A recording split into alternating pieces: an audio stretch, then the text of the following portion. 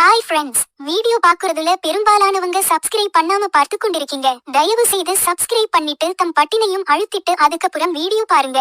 27 நாட்களில் அமரன் படம் செய்துள்ள வசூல் எவ்வளவு தெரியுமா?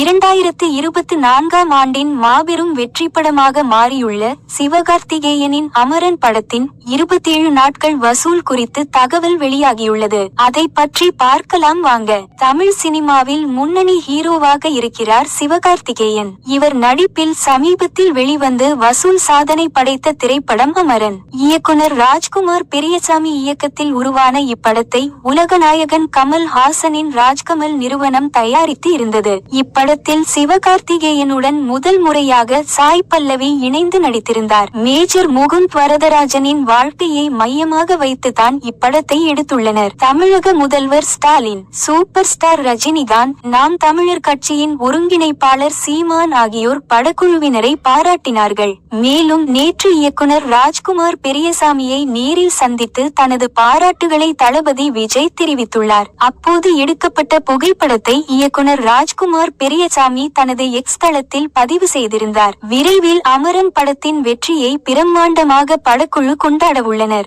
27 நாட்களை கடந்து வெற்றிகரமாக ஓடிக்கொண்டிருக்கும் அமரன் திரைப்படம் இதுவரை உலகளவில் செய்துள்ள வசூல் குறித்து தகவல் வெளியாகியுள்ளது. அதன்படி இப்படம் உலகளவில் 27 நாட்களில் 320 கோடிக்கும் மேல் வசூல் செய்துள்ளது.